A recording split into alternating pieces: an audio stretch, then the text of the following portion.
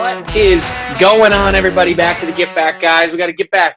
Kyle, get back. Man, you're always way too hyped. Sorry. The news. Bring back. Get back, guys. What is this, episode 23, I think? What the heck? How do we make it this far? Woo! But three guys who do other YouTube stuff who decided to make a sports podcast. So here we are, guys. Remember to like, subscribe, share on all those great platforms. Follow us on Twitter and Instagram. All that good stuff. Links in the description. But let's just, before we get into the NFL, we know we're big NFL. You know, Eagles fly. They're horrible, but we will still fly with them broken wings. But before we get into all that, we're going to talk about a sport we haven't talked about at all. And by we, I mean Nick's going to just kind of jump into it. And I guess Kyle might have a little bit of some opinions in here. But let's talk about the Masters. The Masters, biggest golf tournament of them all. Of the year, I guess, of them all. I'm not really a golfer. These two do, but that's about right. You go ahead, Nick. Take it away, you golf man. Yeah. Well, Masters, biggest tournament of the year. It's weird because normally it's in April, and it's going to be back in 5 months. They're going to reset the schedule, so it's weird that it happened during a football Sunday. It's one of the four majors, Alex. So there's four. I knew that. Tournaments. I know, British. All right. I'm with you. I get All right. it. Oh, I'm just helping you out. I got a He's base. dumb, not stupid. God. I'm lethal on the mini golf course, but you put me any higher up, I'm out. Sorry, we got a minor trade alert for the NBA. We'll get to that later. But oh my gosh! Love breaking news. Yep, but so I'm thrilled. Dustin Johnson obviously won the Masters in the lowest round ever, beating Tiger and Spieth's 18 under with 20 under. And Dustin Johnson has actually been my favorite player since I started golfing, which is about 9 years ago, and maybe 8 years ago, something like that. And I've been waiting for this moment for Dustin to play well at a Masters. His first handful, he was not great. And the last couple, he's been really good. Obviously, he tied second last year, but never was really in it because Tiger went on his amazing run. Is this his first Masters? His first win. Yep. So he's this is his 24th win on the PGA Tour, and it's his second major. So he won a U.S. Open in 2016, and I remember he lost a U.S. Open because majors are obviously the big deal. He had a chance to win his first major, and he had a putt to win it, and he 3-putted it and lost. And I remember just being devastated. So seeing him come back, number one in the world, obviously we know how good he is. He can crush the ball. That's the peak of his game. And I feel like, I watched most of this tournament, and on Friday, I think he made about a 30 or 40 foot birdie putt to on a par 3 that got him going. And once that went in, I was like, he's got a heck of a chance to win it, because if his putter's hot, he dominates because he's so good at hitting the ball. Unstoppable. Yeah, he ended up running away with this. It was, obviously it was fun to see Tiger back at it. He won last year, and the 10 on a hole was odd, but he came back and showed his resilience, and just an exciting weekend to get the Masters done. How ahead was he when he won? I believe he won by 5 strokes. I think the next guy was 15 under for the tournament, and Dustin led the entire time. He was tied first after the first round at 7 under, and then he was solo first after the second round, and just kept going. And he just never stopped. And that final round, he really put on a clinic, and he just every fairway dead straight, hit it close on a couple, make birdies where you can, and it was not a ton of big names around him. In the final group, Rory McIlroy, I think, was a top 10 finisher, but he played pretty good on Sunday to get close, and obviously Spieth wasn't anywhere up there. Brooks Koepka was close, I think, but Dustin really ran away with it, which you don't often see at the Masters. You don't see that kind of a domination. Yeah. So I'm hyped for my boy Dustin. I just love seeing greatness be great. So good for him. True. Shout and out to watching the him. guy. If you want to know, I know Dustin's had an interesting career on the PGA Tour. He got suspended for an entire year for drugs, I believe. And drugs? Yep. We don't approve of drugs on this show. Athletes have never used drugs. I don't believe it. But he also, he's come back up in the number one player in the world. And I know a lot of people don't love Dustin Johnson, but if you should really check out his interview right after where he can't even speak because he's just choked up. Yeah, his brother is his caddy, and you can see on the last hole when he made that putt, he was still keeping his composure, and his brother started crying. It was awesome, and it was really cool to see him talk. I'm excited for him. I've loved watching him play, and his rise has been incredible. Look, Nick, if you were a pro golfer, I'd be your caddy. No doubt. I'd carry them for you all day, no matter how much. You better be paying me quite a bit. But Fair enough. all right, so just quick talk on the Masters. I know Nick really wanted to talk about it. Talk about Dustin. Good. Congrats to him getting that Masters. Round of applause. Getting that Masters done. Let's move into the NBA. NBA draft is tonight. We filmed the night before we released this episode. So the NBA draft's tonight. Nick's hoping a lot for his Spurs. There's been a lot of trade stuff going on. The NBA starts in less than a month. Look, are you kidding me? Golf can start soon if the NBA can start 2 months later. They can do it. So, Nick, you're the one super, super hyped for the draft. What are you thinking of these trades? The draft coming up, your Spurs, how you feeling? Yeah, this is an interesting draft. It doesn't have the top tier talent that, we talked a little bit about this last week, but it doesn't have a Zion or a Ja Morant. I mean, I think RJ Barrett as a prospect, he went third to the Knicks last year. He probably would be a slam dunk first overall pick with his resume in college this year. So you have LaMelo Ball and Anthony Edwards are the two guys who I think are really the two best players in this draft. I think Anthony Edwards is the best player. Both of them have potentially some commitment issues. I know a big article came out this morning and a lot of quotes from Anthony Edwards, him talking about he's not the biggest basketball guy. He's more of a football fan and him wanting to be a rapper. But also, I read through most of that article. Classic. I think people are a little overreacting to it. He's actually overcome an incredible amount in his life. I'm pretty sure his grandparents died when he was young, and that's why he wears the number 5. Is they died on the 5th of the month. So he's overcome a lot. I'm really rooting for him, and I think he's the best prospect in this draft. But him or LaMelo will probably go number 1 overall. Those first 3 picks are interesting because there's been tons of talks about, potential trades, the Warriors trading back, and we just got an update that Clay might be hurt, so that could really change their outcome if they significantly hurt. And then, the Timberwolves, I think, are in a weirdly bad position because there's not a slam dunk number 1 pick, and they probably can't get, a superstar or an all-star necessarily for the first overall pick. So it's kind of an interesting draft. I think there's a lot of talent to be had in kind of the 5 to 15 range potentially. I think it's Patrick Williams or something Williams. I can't remember his first name, but he is a potential stud that you can get a little bit later, I think. And then Basile, he's another small forward wing type player. I think he could be really good. And then Denny, I mentioned him last week he's overseas. He has a chance to be pretty good. So I think it's going to be an interesting draft. I'm really on the lookout for trades. I hope there's a trade into the top 3, whether it's the Spurs or another team. I just like to see that movement. That's one of the best parts about watching the NBA. What are you guys kind of thinking about? What have you heard before I talk about my boys?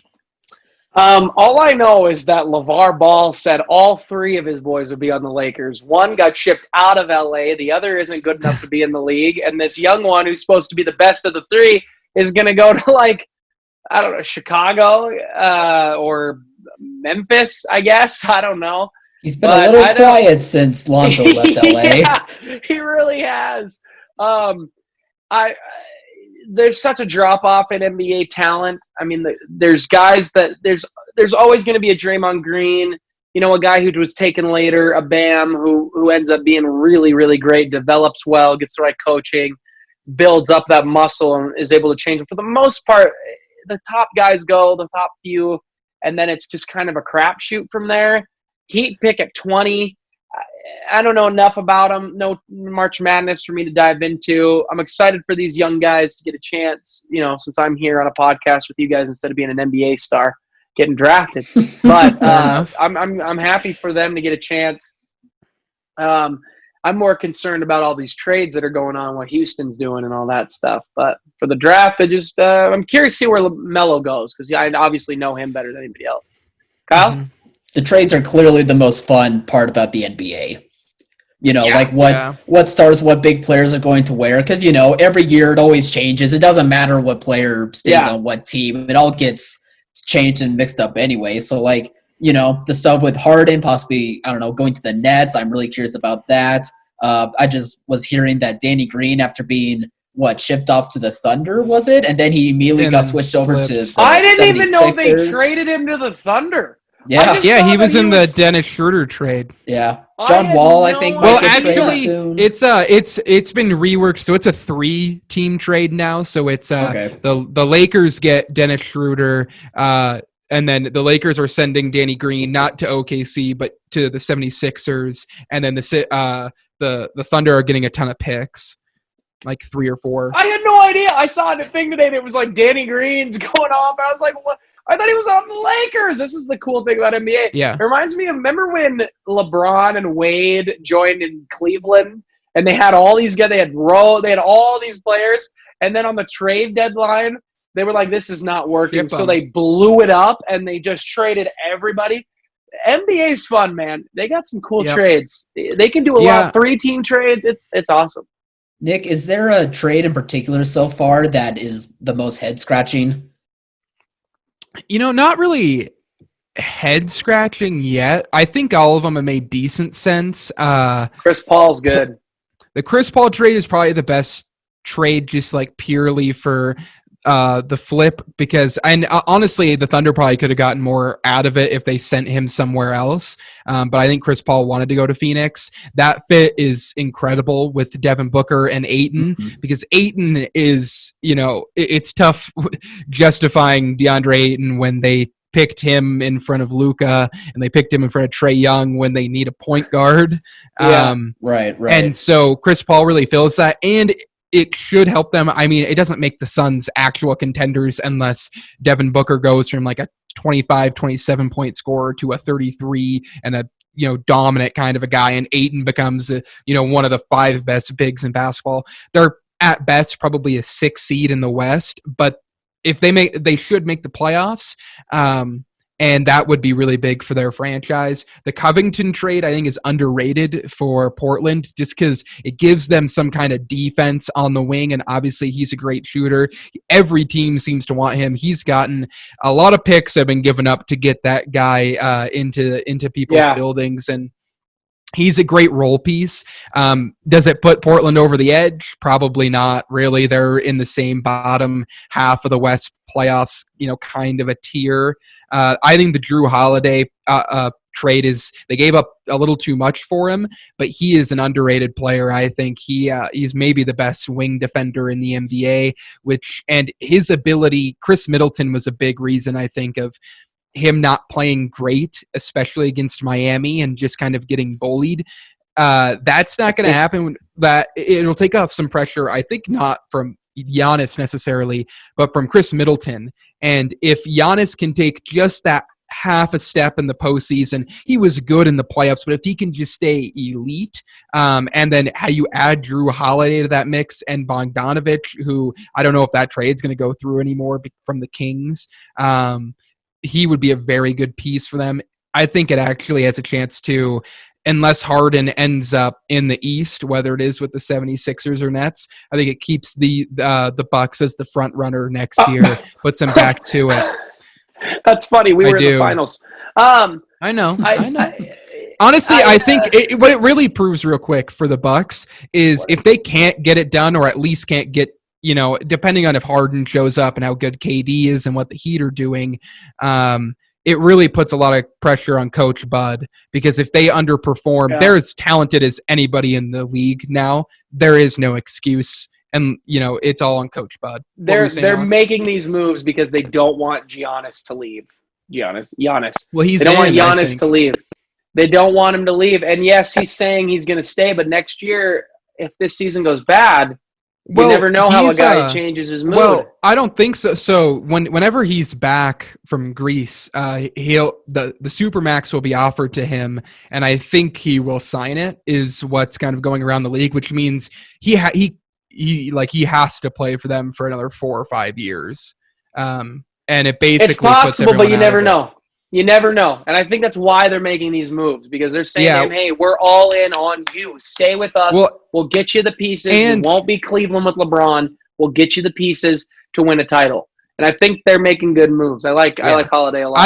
I don't think they trade for Drew Holiday if they're not 99.9% sure he's signing in a week or two. Yeah, I agree. So I think it's really good for the NBA, because I think it's great if Giannis stays in Milwaukee throughout the course of his, at least throughout the course of most of his prime. If he leaves after this big contract, that's not as big of a deal, because they're going to have hopefully 6 or 7 years of them being able to be in the realm of competing for a championship.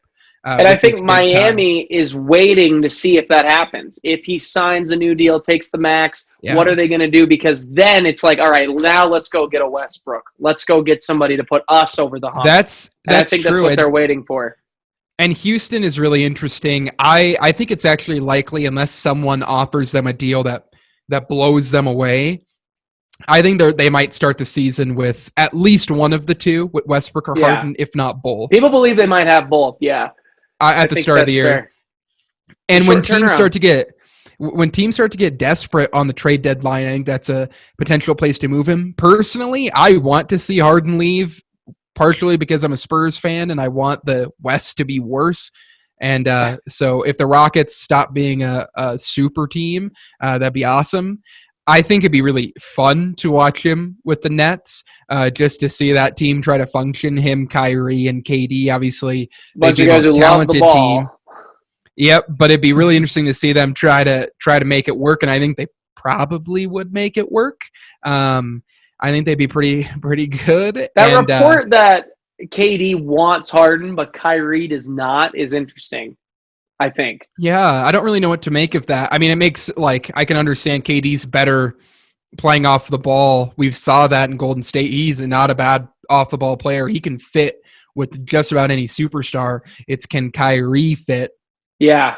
And we haven't seen Kyrie play at a high level, for an extended period of time in 3 years now. Yeah, and I think KD they clearly have a better relationship than I think the media gave him credit for with KD and Harden.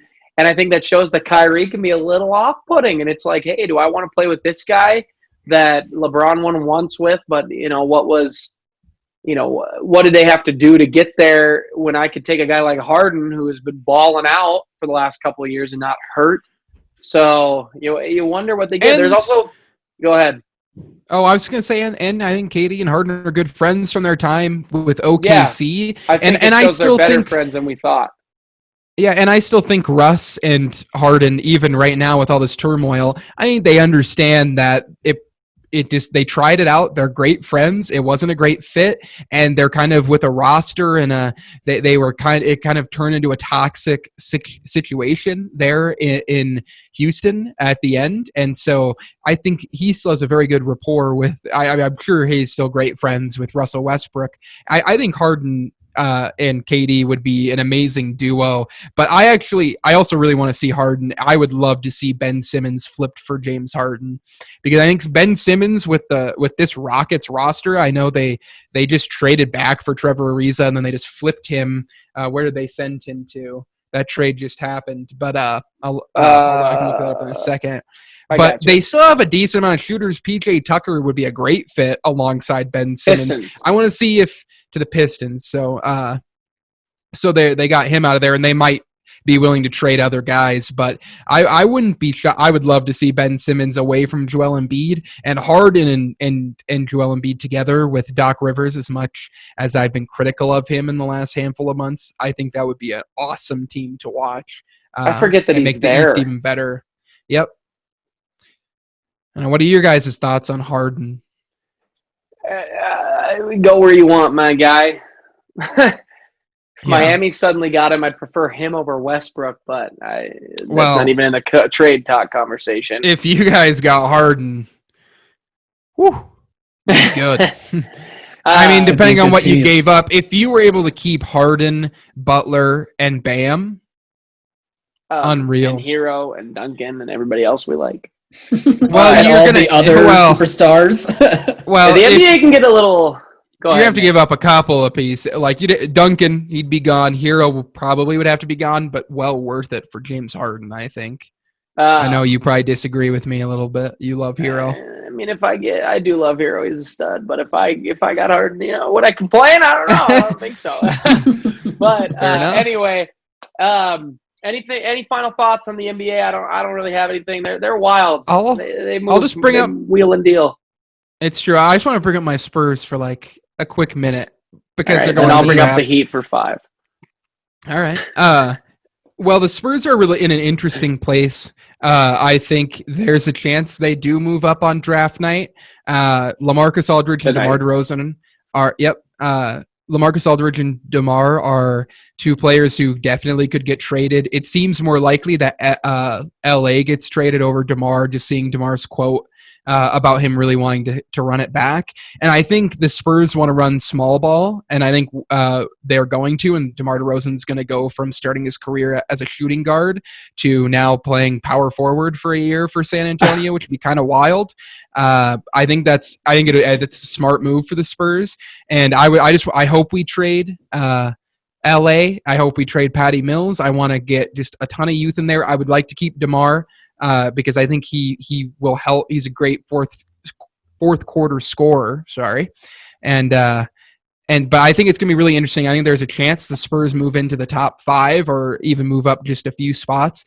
I've gotten a lot of the beat writers have said it feels a lot like 2011 when the Spurs traded up for Kawhi Leonard, where there was a lot of rumblings before that draft that the Spurs were going to trade Tony Parker to New York, and that, because Tony Parker didn't have a great year that year prior.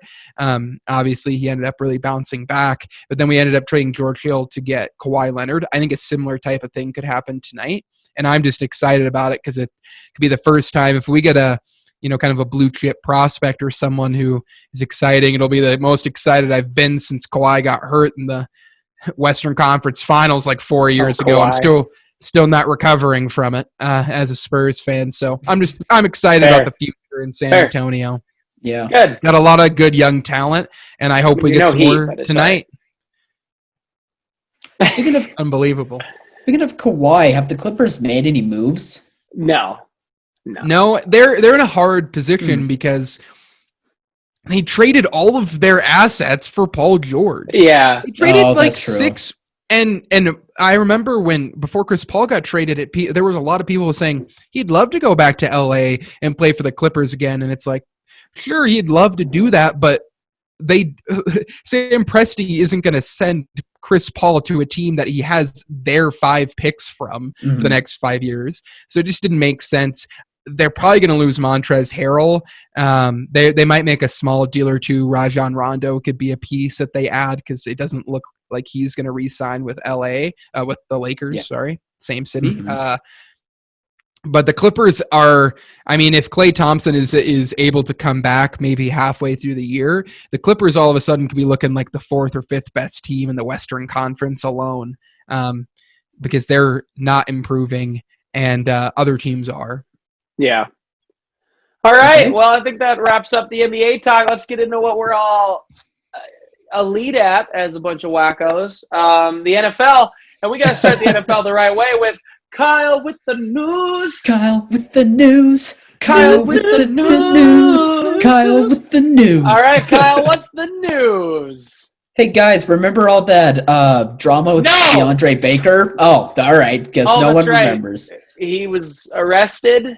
Yeah, he was prosecuted on 4 counts of robbery with a firearm. Like, a lot of people are saying he was the guy, he did all that stuff. Apparently not now, because all of a sudden, all of his charges were dropped. He was kind of caught up in a... Wasn't he with you? Wasn't he in Seattle when that happened? No, he was it was him and... No, but he was with Dunbar, right? He was. That's the thing. Oh, Dunbar was mixed up in that involved stuff. in the problems. Yeah, that was. No one likes you.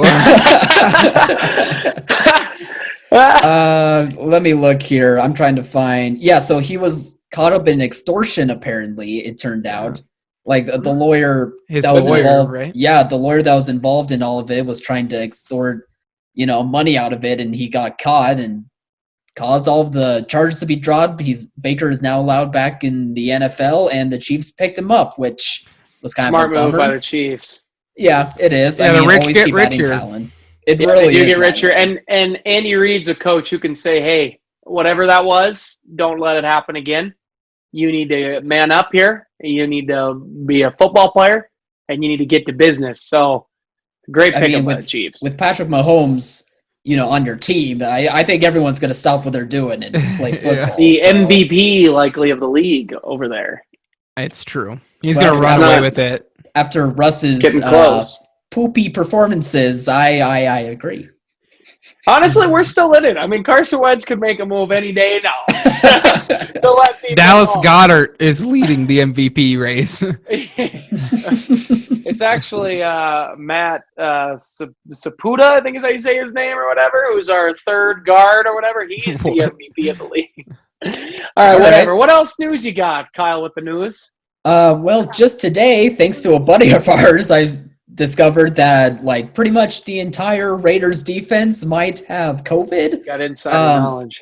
So after the Raiders defensive end Cleveland Farrell was tested positive, it turns out they had a number of other players, almost up to 10 of them, that tested positive as well, such as safety Jonathan Abrams, defensive tackle Malik Collins, defensive tackle Jonathan Hankins, defensive back Isaiah Johnson, defensive end Arden Key, and defensive tackle Kendall Vickers. I'm sure there's others I could be missing. That's just the names I was able to come up with right now. But it's not a good look, especially since the Raiders already were kind of in hot water with the NFL when it comes to, taking COVID precautionary measures seriously. But on top of that, the league has put in the serious immediate reactions, and now all 32 teams have to follow harder protocols because of this and what's going on in the country. Yeah, I took a look at those protocols as well, but honestly, they sound similar to what they've already been doing. I don't know them in depth. What are they? According to this NFL article that I'm seeing here, all players and coaches must have a negative test result from the previous day's testing before entering the facility, in addition to regular daily testing as well. Meetings, maybe this is the difference. Meetings are being held virtually unless if they can be done outdoors or indoors with a pre-approved plan. No, they've already been doing that before. Face masks have to be worn. They haven't been doing virtual meetings unless someone's tested positive. So now that they're mandated to do that, unless it's an outside practice, makes sense. And then all meals must be served in grab-and-go style. And locker room use. That makes sense. Okay, locker room use is discouraged on non-game day. So I guess there are a bit more differences than I realized. Trying to limit them being around each other as much. Yeah. Yeah. As long as it doesn't get canceled, which I'm hoping for. Yeah. But. The needle had moved a little bit, and it moves a little bit more today. It's like, hey, if they're ramping it up, it means they're nervous. It means, I don't know what's going on in Vegas. I guess it makes sense if it's Vegas. Too. Hey, I thought what happens in Vegas stays in Vegas. So keep your COVID there, LA, or whatever you are. The Vegas. Raiders. Las Vegas. I get Raiders. Confused. They should have gone to LA. It's a tough time. Nah. Yeah, it's not good for those players. They should be doing better. I mean, you never know. I say you should be doing better. You never know how somebody catches COVID. You never know how this works. What were they around? What happened? We don't know. It's hard to think, that your mind goes right to these are 20-year-olds who went to the club and went to the bars that are still open and things like that, and that's what happened. But give them the benefit of the doubt, but it makes me a little more nervous.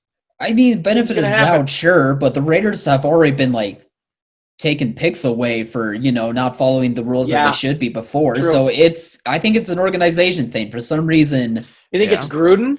You think it's Gruden? I mean, it seems like Gruden doesn't believe in it. He doesn't believe it's real. He doesn't care about wearing his mask.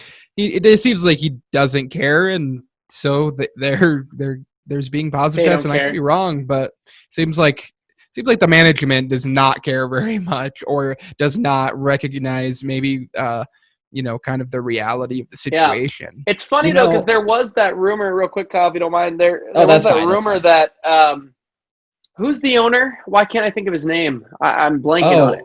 Ugly McGee. What is his name?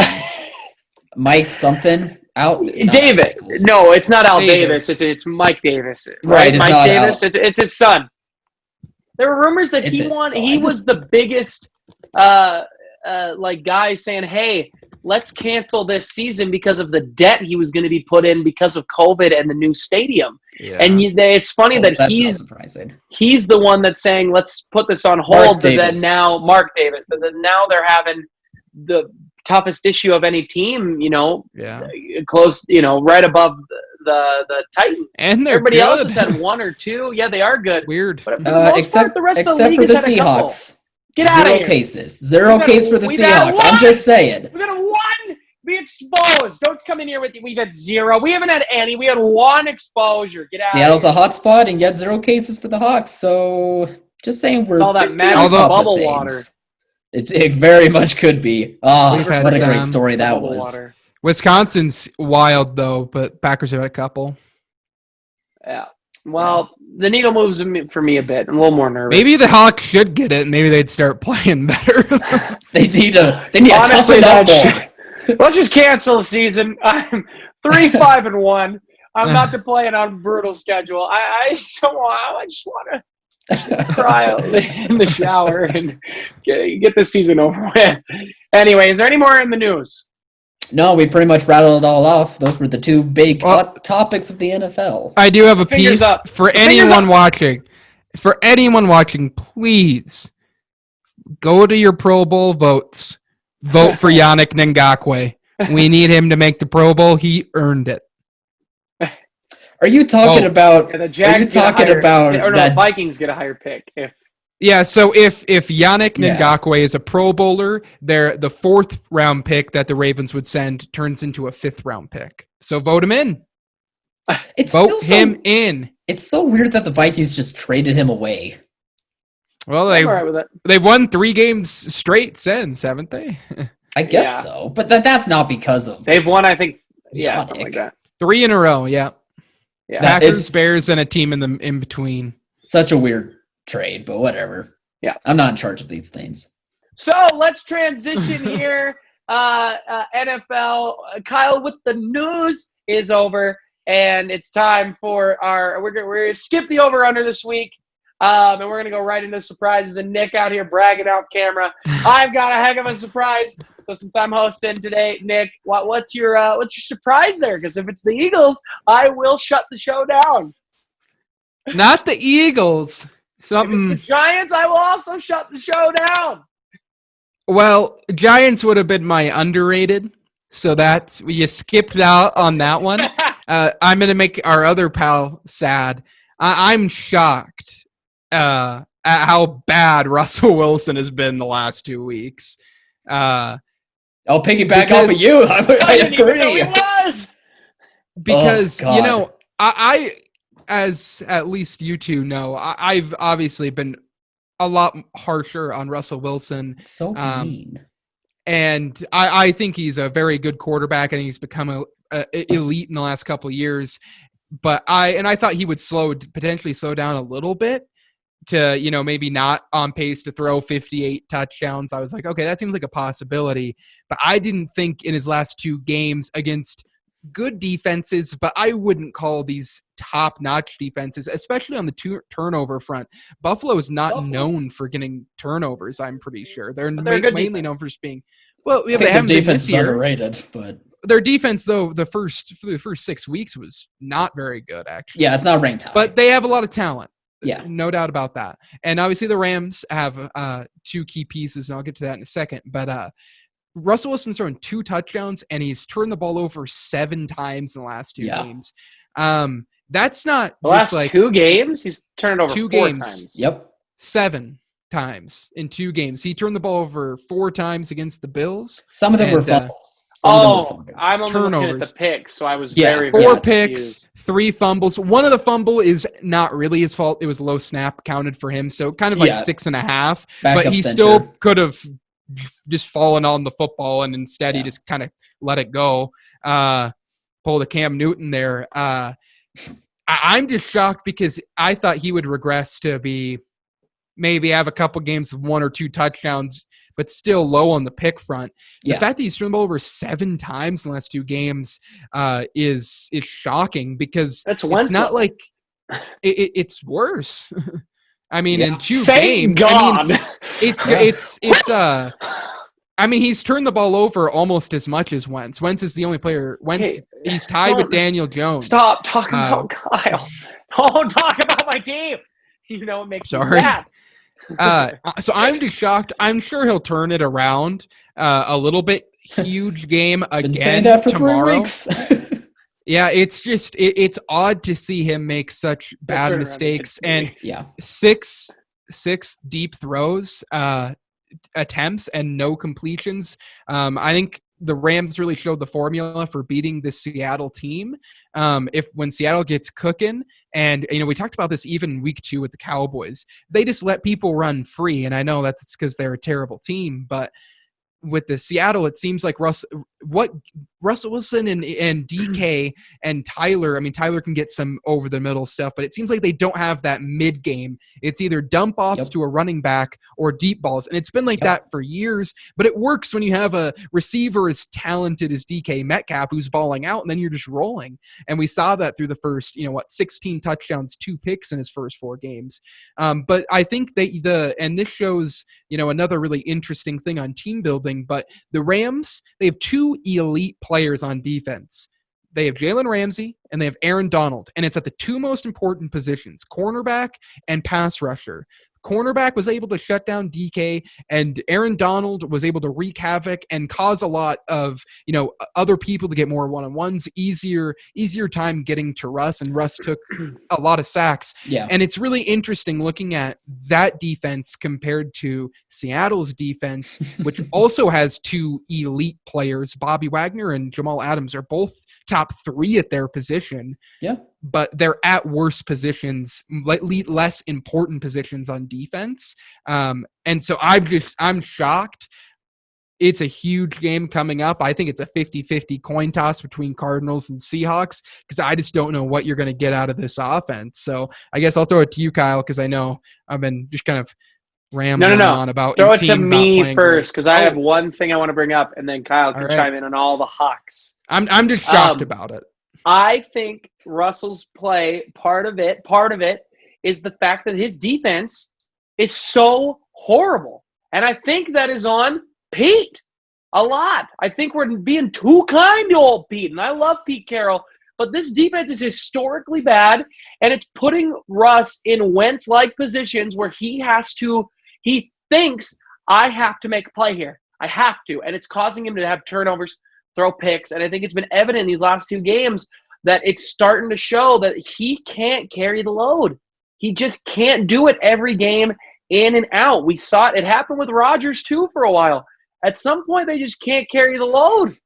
They can't carry it. Rodgers never had two games with two touchdowns and 7 turnovers. Come on now. He's been hurt before. But anyway, I'm just saying, even great quarterbacks can't carry the load forever. And I think it's starting to show how horrible this defense is against average to great offenses, because a lot of points have been put up, and I think Russ has even done bad offenses. His best. If anything, Russ, most valuable player, should maybe still go to Russ because he is the most valuable player on that team. If you don't have Russ, you're horrible. Oh my gosh, put in whoever the heck's been starting a QB for the Chicago Bears, and that your team is awful. Russ deserves all the praise because he's that good, and yes, he's played bad, but I think the defense is part of that because they put him in positions where he's like, I've got to make this throw here because if I don't, it's game over, and then he ends up throwing a pick or having a turnover, and it is game over, and having a bad O-line doesn't help either. That's just I still am very afraid to play you. I don't really want to play you. I'd like to cancel the season. I'd like to get a high draft pick, but I think that's part of it. And I think Pete deserves some of the blame. I think we've been too nice to him because I do love him. But, man, if your defense is this bad, you're the defensive guy. You built the Legion of Boom. You got a little lucky, but you built the Legion of Boom. You should be able to be better than this. Historically bad is not good. So now, Kyle, do what I've done for the past weeks. Alex, you are absolutely right that Pete needs to take accountability. Fired! No, I'm just kidding. I'm kidding. I just was poking fun. Okay. I like Pete. There's been this thing in Seahawks fan base going on to where the fans are tired of Pete being a conservative decision maker in games, and as well as not liking how the defense hasn't translated, but also because of how our picks and our free agents aren't able to contribute in the past couple of years. And normally I was on the defense with Pete, was saying like this does not call for him to be fired. Like you don't fire a head coach who's able to build such a great locker room culture and have winning seasons for the past 9 years or so. Like you don't do that with you don't fire a head coach like that. Alex, do you have a question? You had to look before I keep going. No, I brought it back to the Eagles in my head. You put it back to the Eagles. Okay. He always does. I'll always let my Eagles just do your thing. I was always at the 100% stance of no, you don't fire Pete. I'm now at 95% that you don't fire Pete, but the needle's starting to shift for me. And it's not because of, me thinking that there's some sort of culture backlash in the locker room. It's not because I don't think he's the right guy for a situation. But I think he needs to realize, especially seeing how bad his defense is, even with adding, playmakers and doing a good job in the offseason for the most part, that he needs to start changing with the times. He's not the defensive guru anymore. Everyone's caught up to how he runs defenses. I think part of the blame is on Ken Norton. I still think he should be fired. But I think Pete also needs to take a step back from the defense, hire someone younger who knows modern offenses a bit better, who can use guys like Wagner and Adams and, whoever else we bring back. I'm not even sure at this point. Maybe you just scrap the whole thing and just redo the defense. But I fear that Pete's not going to change. It was especially noticeable in this game with the game time decisions that he was making on the fly. There were some bad play call decisions to where it could have helped sway the game and help us get at least a bit of a chance to win. But instead, he kept shooting ourselves in the foot. Defense kept doing that as well, but a large chunk of it was on Pete as well. So, and I was just seeing how the Rams were playing on defense and seeing that they got rid of Wade Phillips and they got this newer guy because they said, look, Wade Phillips isn't working anymore. It worked at one point, but now it doesn't. Let's make this change. Let's see what players that we have with this new regime under Jalen Ramsey and Aaron Donald. And let's see what we got. And they got a surprisingly good defense now because of that coordinator, because of the talent that they have, because that coordinator knows what he's doing.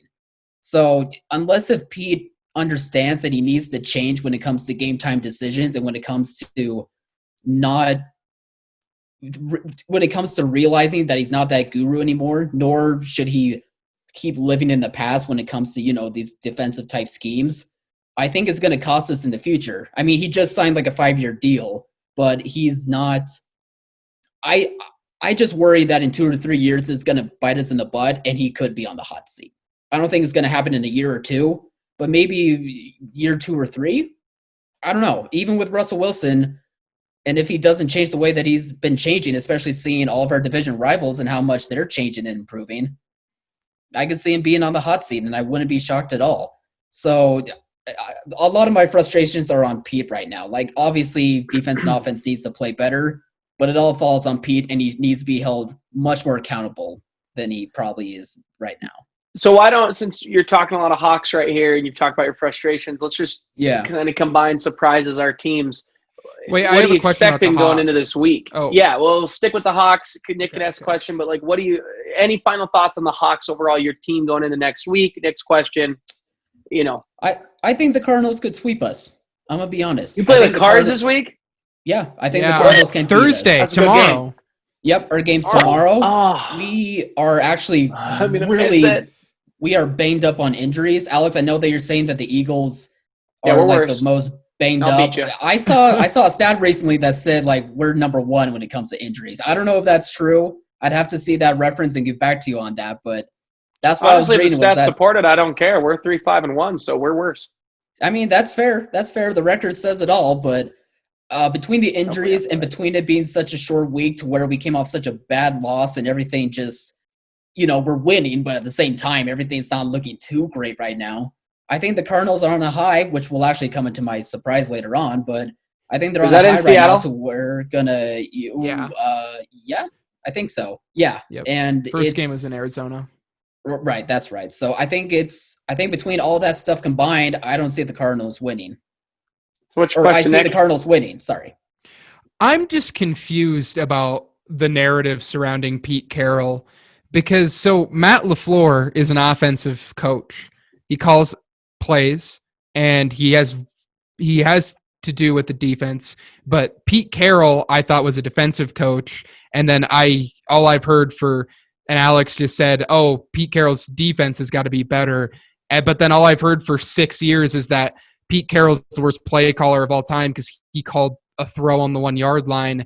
And then Pete Carroll's making all of these bad calls offensively. I just don't understand. Is he offensive or defensive minded? I thought he was always defensive.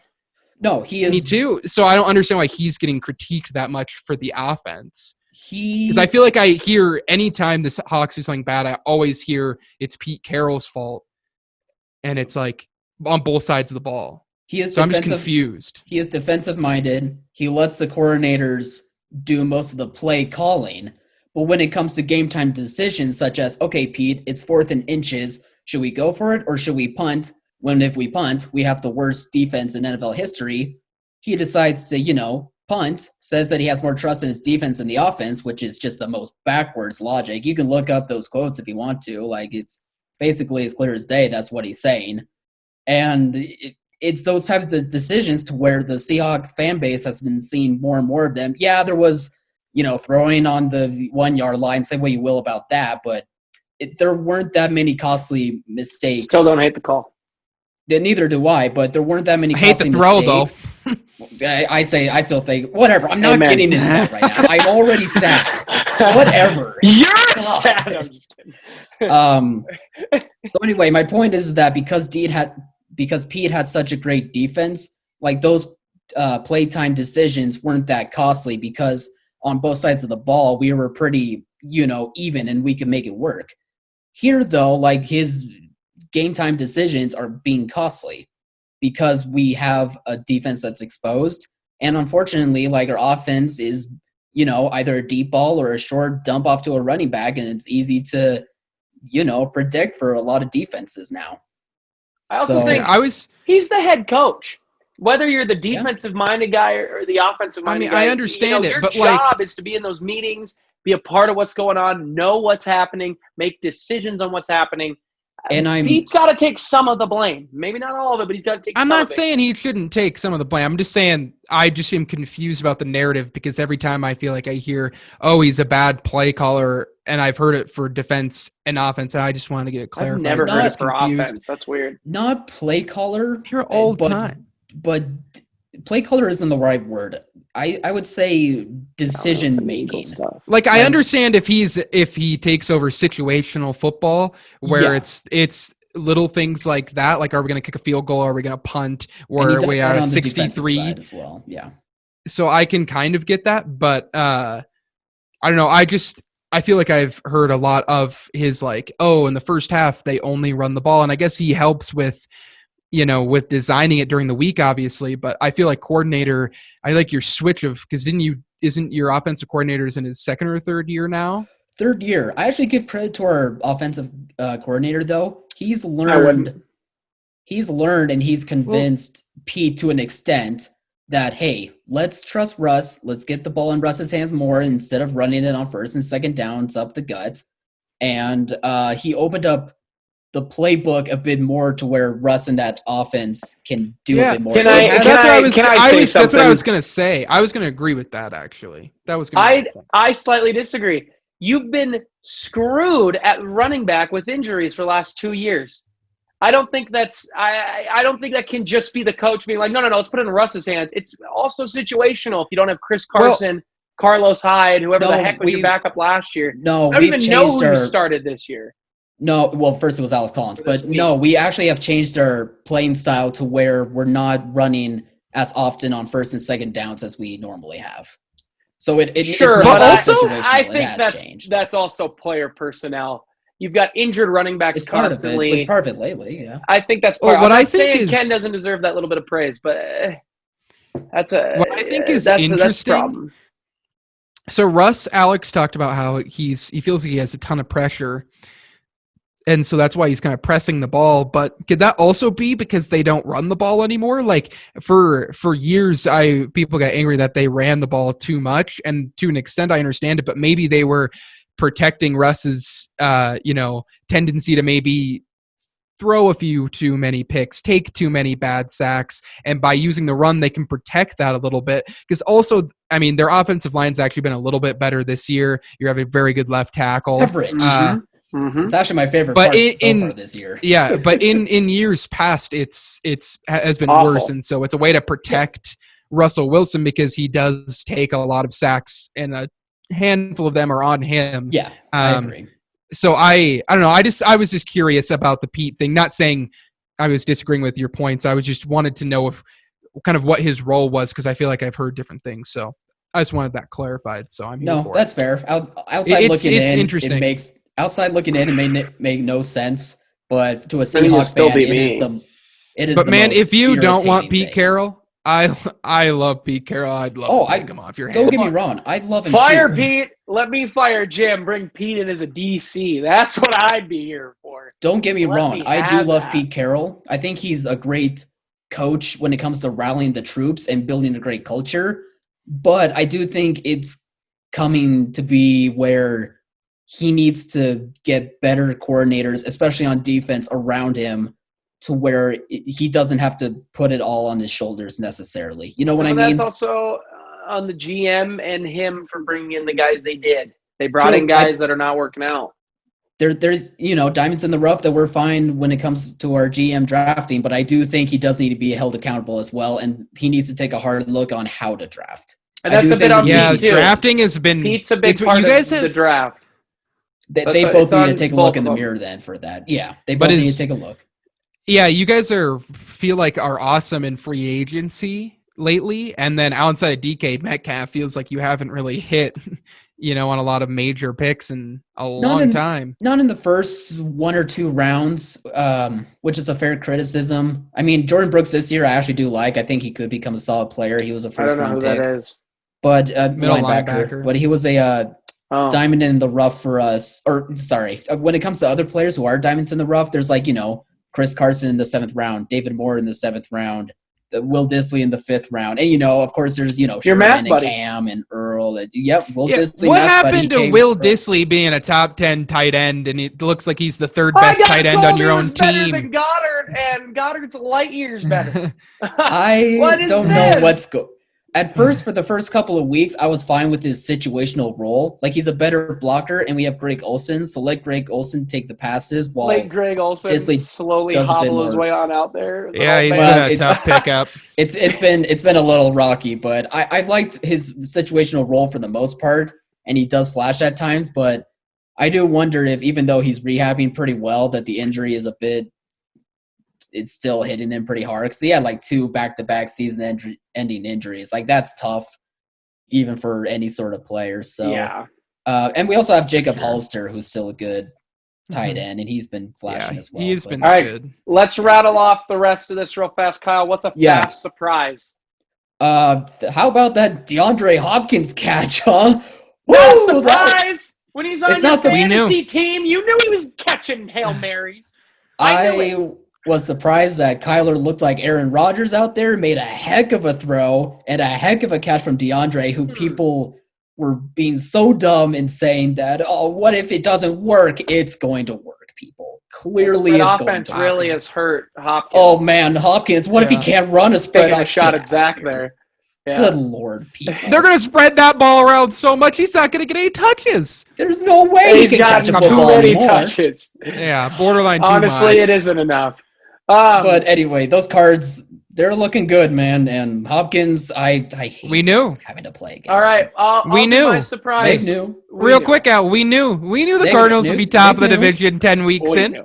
I still don't know about a major playoff I was run, on the back of the train, and Nick was like, your booty up here, boy. Big game, though.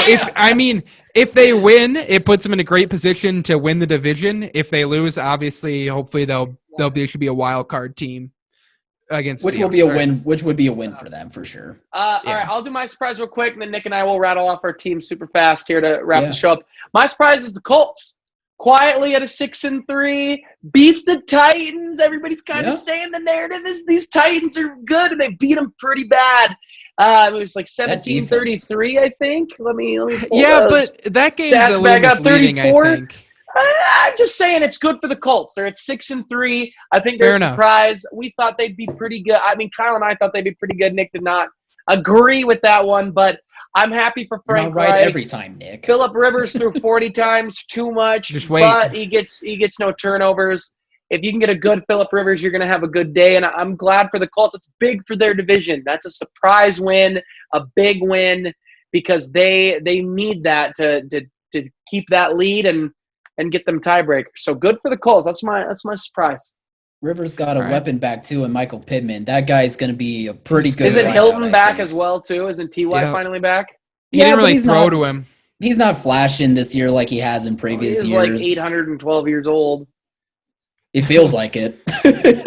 Like it does. All right, Nick, how do you feel about the? Oh, go ahead. Well, speaking of Colts, the Packers play the Colts this week, so nice. All right, so Nick, how do you feel about the Pack?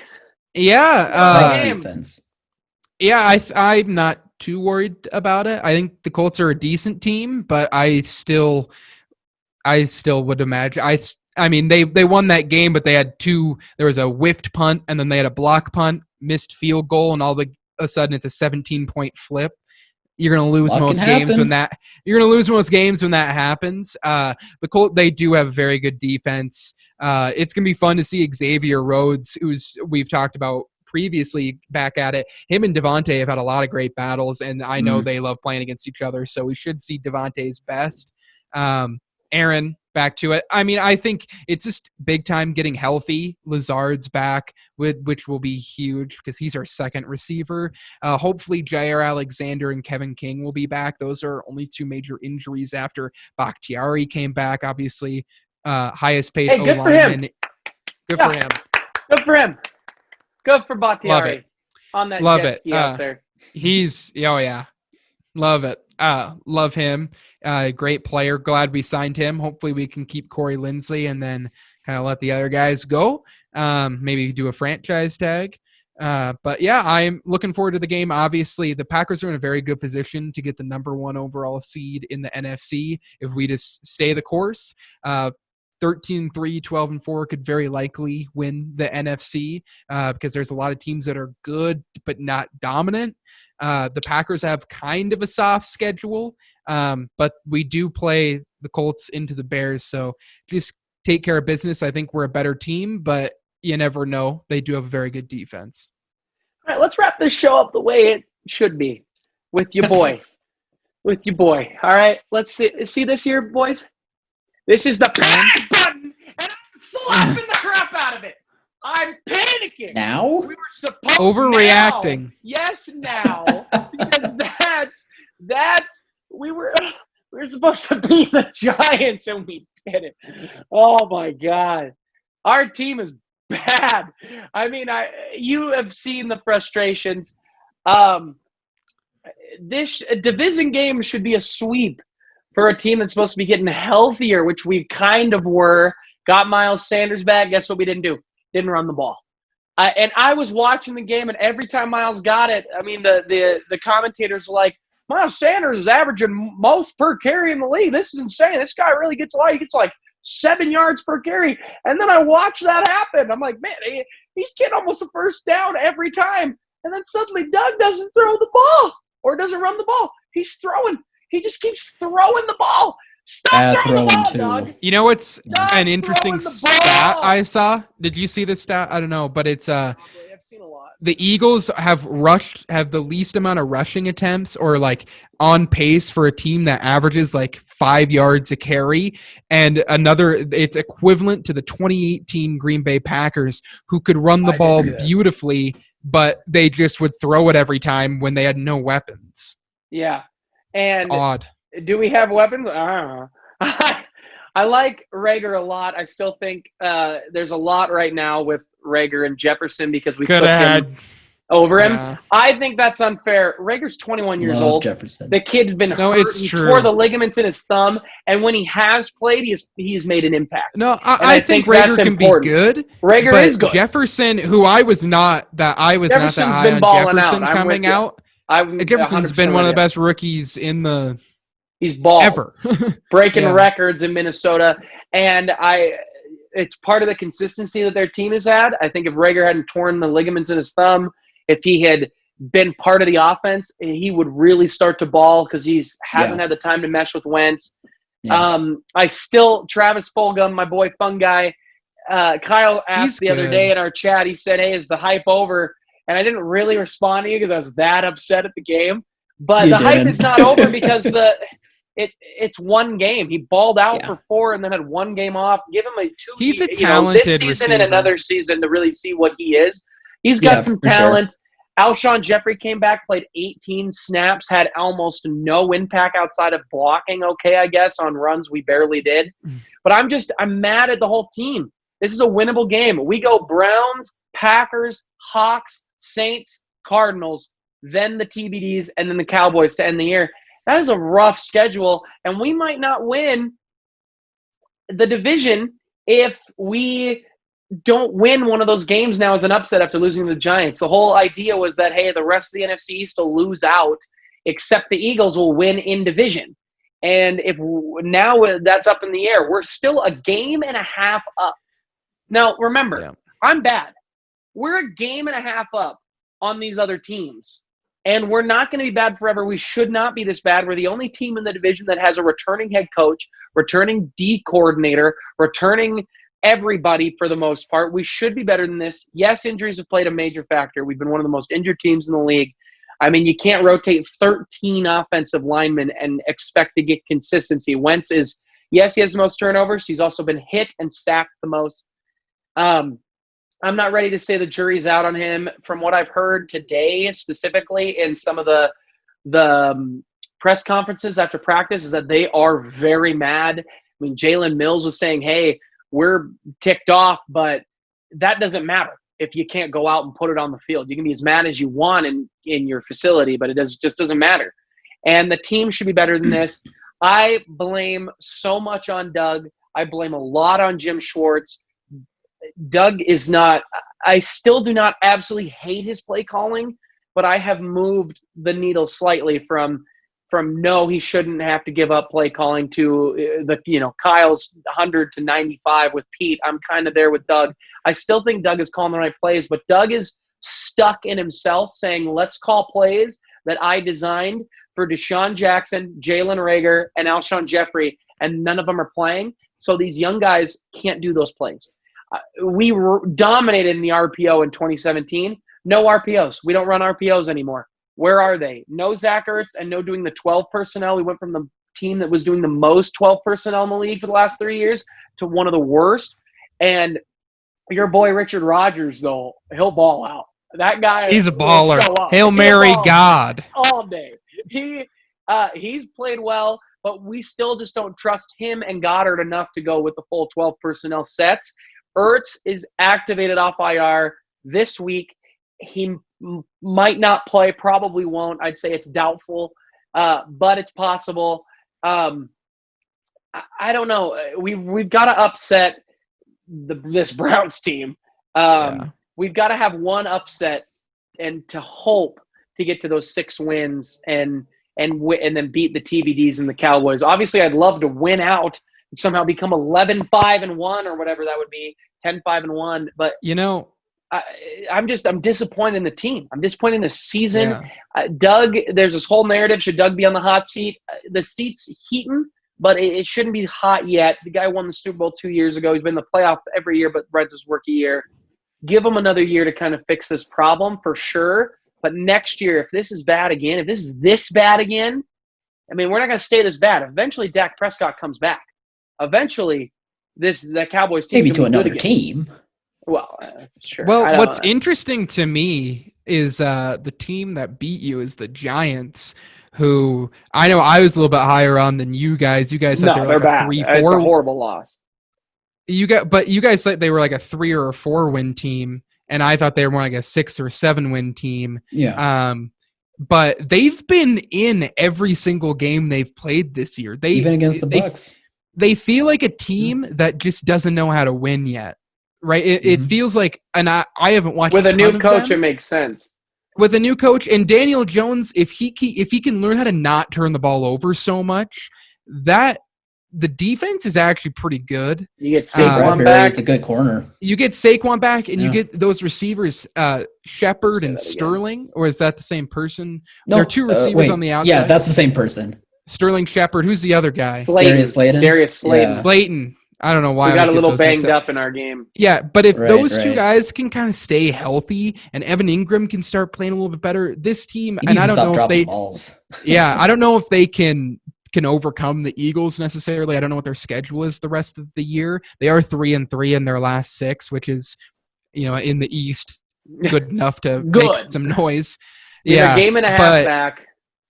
But this team, if Daniel Jones can keep improving, because he's I saw PFF's talking about how he's clearly the best quarterback in the East right now with Dak Prescott hurt.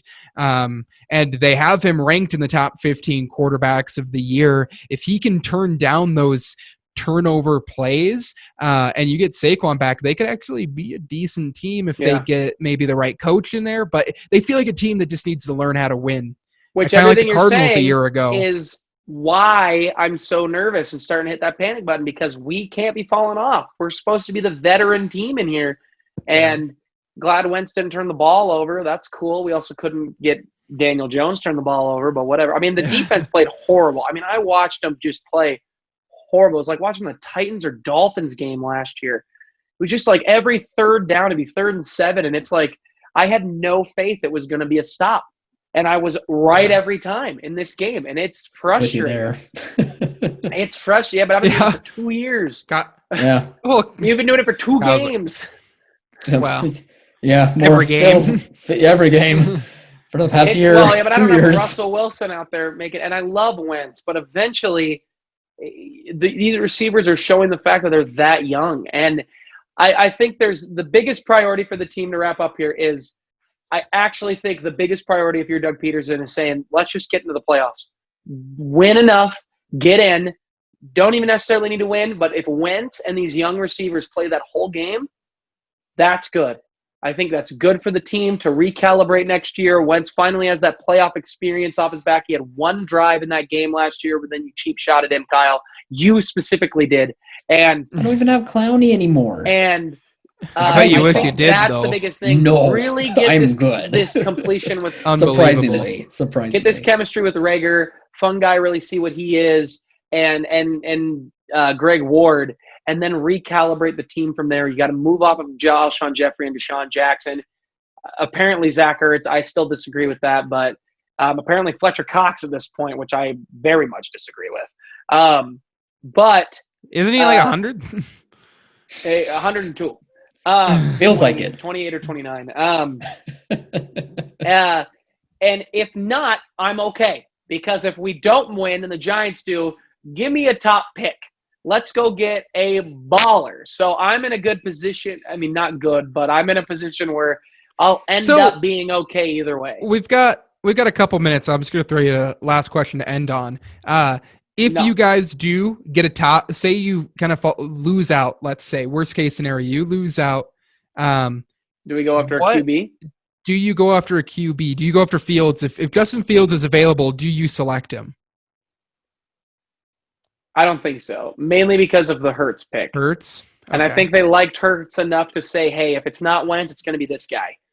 And I think they they wouldn't do that again. But you never know. You could pull a Cardinals and you could cut all your losses and say, no, it's this guy. And it works out. I still think Wentz is the guy. And I think people are being unfair for him. To him. Yeah, and I don't think you'd have a pick. I don't think you'd have that low of a pick, even if you we'd have to trade win 4 games. Yeah. I'd rather take an offensive lineman. I'd rather take our future center for the next few years, or a guard. Brandon Brooks will come Kelsey's going to be gone? How old's Kelsey? Well, Kelsey, he's in his mid-30s, but he's been rumored to retire since the Super Bowl. Every year it's been, is this going to be the year he retires, and he doesn't. But he's awesome. He's a beast. He's been the most consistent, except for last game, which he messed up about 5 snaps, which caused big plays and sacks, which is true. And I blame the Giants' turf and the rain. So weather, get the heck out of here. Hey, Pack played in bad weather too. Okay, but you won. All right. Anyway, guys, that's it for the Get Back Guys. See you guys. Make sure to check us out on all the platforms, all that good stuff. Subscribe, and we'll see you next week. Go Eagles, I hope. Oh my God. All right, bye. Yeah, don't bye. You're not. You're nervous still. Audio Jungle.